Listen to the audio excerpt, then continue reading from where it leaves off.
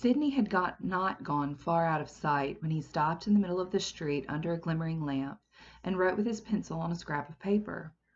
Then, traversing with the decided step of one who remembered the way well, several dark and dirty streets, much dirtier than usual, for the best public thoroughfares remained uncleansed in those times of terror, he stopped at a chemist's shop, which the owner was closing with his own hands.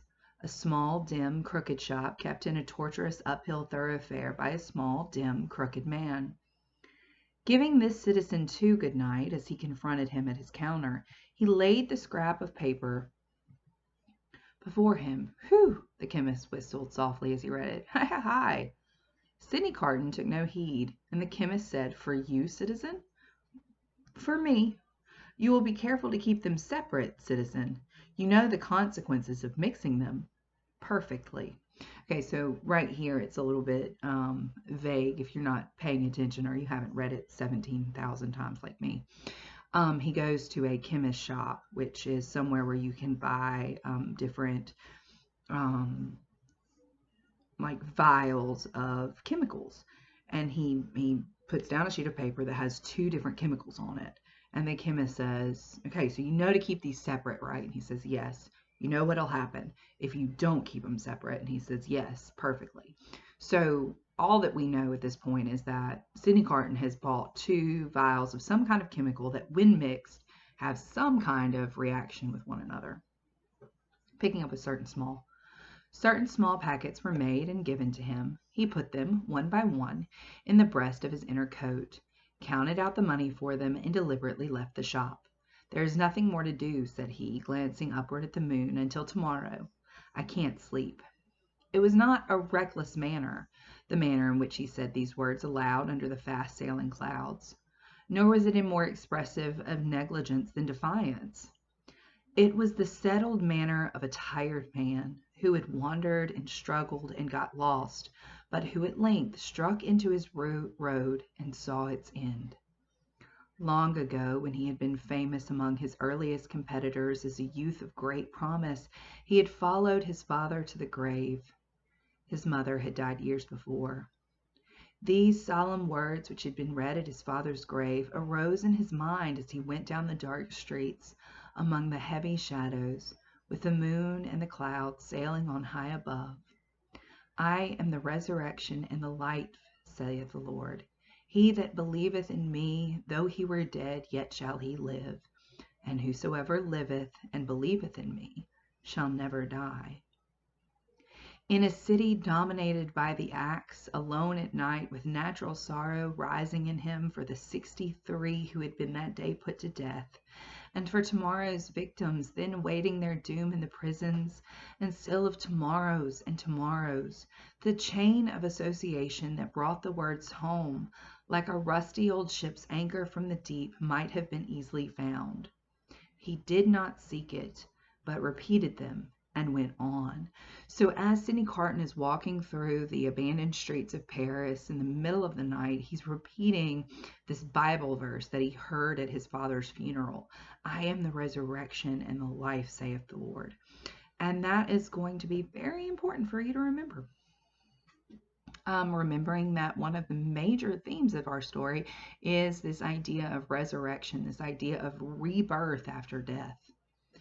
Picking up with a solemn interest in the lighted windows where the people were going to rest, forgetful through a few calm hours of the horrors surrounding them, in the towers of the churches where no prayers were said, for the popular revulsion had even traveled that length of self-destruction from years of priestly impostors, plunderers, and profligates. In the distant burial places reserved, as they wrote upon the grates, for eternal sleep, in the abounding jails, and in the streets along with which the 60s rolled to a death which had become so common and material that no sorrowful story of haunting spirit ever arose among the people out of the workings of the guillotine. With a solemn interest in the whole life and death of the city, settling down to its short nightly pause and fury, Sidney Carton crossed the Seine again for the lighter streets. Few coaches were abroad, For riders and coaches were liable to be suspected, and gentility hid its head in red nightcaps and put on heavy shoes and trudged. But the theaters were all well filled, and the people poured cheerfully out as he passed and went chatting home. In one of the theater doors there was a little girl with a mother, looking far away across the street through the mud. He carried the child over, and before the timid arm was loosed from his neck, asked her for a kiss. I am the resurrection and the life, saith the Lord. He that believeth in me, though he were dead, yet shall he live. And whosoever liveth and believeth in me shall never die. Now that the streets were quiet and the night wore on, the words were in the echoes of his feet and were in the air. Perfectly calm and steady, he sometimes repeated them to himself as he walked, but he heard them always.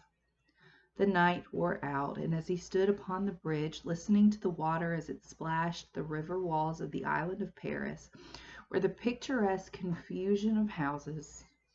Hold on. There you go. Now you can see yourself. Sorry about that. I'm going to pick up with the night wore out and just kind of reverse a little bit.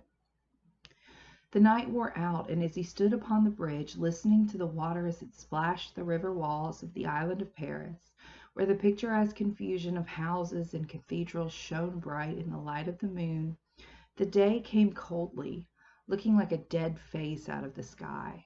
Then the night, with the moon and the stars, turned pale and died.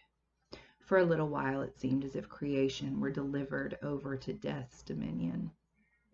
But the glorious sun rising seemed to strike those words, that burden of the night, straight and warm to his heart in its long bright rays, and looking along them with reverently shaded eyes, a bridge of light appeared to span the air between him and the sun, while the river sparkled under it. The strong tide, so swift, so deep and certain, was like a congenial friend in the morning stillness. He walked by the stream, far from the houses, and in the light and warmth of the sun fell asleep on the bank. When he awoke and was afoot again, he lingered there yet a little longer, watching an eddy that turned and turned purposeless, until the stream absorbed it and carried it out into the sea.